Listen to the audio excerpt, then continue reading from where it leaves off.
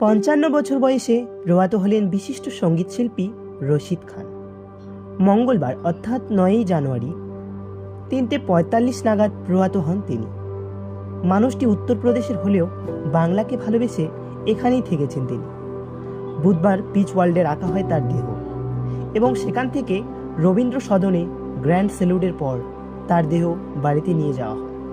কিন্তু সব কিছুর পর প্রশ্ন হলো, কি হয়েছিল তার এবং কি কারণে মারা গেলেন? দেখুন বিস্তারিত।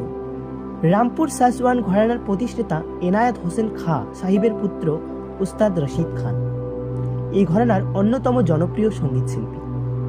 উত্তরপ্রদেশের বদায়ুতে জন্ম তার। তিনি তালিম নিয়েছেন এই ঘরানার আর একজন উস্তাদ নিসার হোসেন খাঁ সাহিবের কাছ থেকে, যিনি সম্পর্কে তার দাদু। তবে শুধুমাত্র দাদুর কাছে নয়, উস্তাদ গুলাম মুস্তাফা সাহিবের কাছ থেকেও তালিম নিয়েছেন তিনি, যিনি সম্পর্কে রশিদের মামা।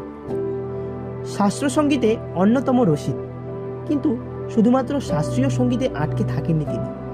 হিন্দি ও বাংলা ছবিতে গান গেয়েছেন তিনি। শাস্ত্রীয় সঙ্গীত ও কন্টেম্পোরারি সুরের মিশ্রণ সেই গান নতুন জেনারেশনের কাছে জনপ্রিয়তা পেয়েছে। একবার পণ্ডিত ভীমসেন যোশী রশিদ খান সম্পর্কে বলেছেন যে ভারতীয় সঙ্গীত তার হাতেই নিশ্চিন্ত। সঙ্গীতের জগতে পণ্ডিতজির মানও রেখেছেন রশিদ খান।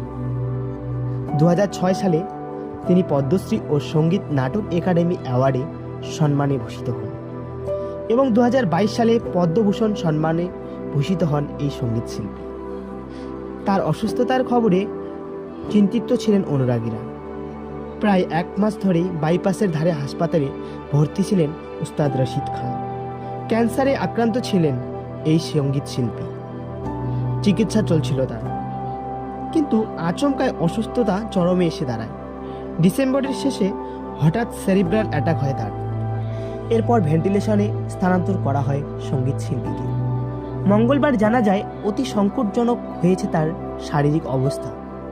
এরপর মৃত্যুর কোলে ঢলে পড়েন উস্তাদ রশিদ খান। টলিউড এবং বলিউড জগতে বহু চেনা মুখ তাকে শ্রদ্ধা জানিয়েছেন সোশ্যাল মিডিয়া পোস্টের মাধ্যমে। বাদ যাননি দেশের প্রধানমন্ত্রী নরেন্দ্র মোদীও। তিনি তার এক্স হ্যান্ডেলে একটি ছবি পোস্ট করে উস্তাদ রশিদ খানকে শ্রদ্ধা জানিয়েছেন। টলিউডের জনপ্রিয় অভিনেতা প্রসেনজিৎ চ্যাটার্জি সোশ্যাল মিডিয়াতে শ্রদ্ধা জানিয়েছেন। তিনি লিখেছেন, আমরা একটি রত্ন হারালাম। উস্তাদ রশিদ খানের অনুরাগীদের ও পরিবারের প্রতি আমার সমবেদনা থাকলো। আপনাদের কি মতামত তা জানাতে ভুলবেন না।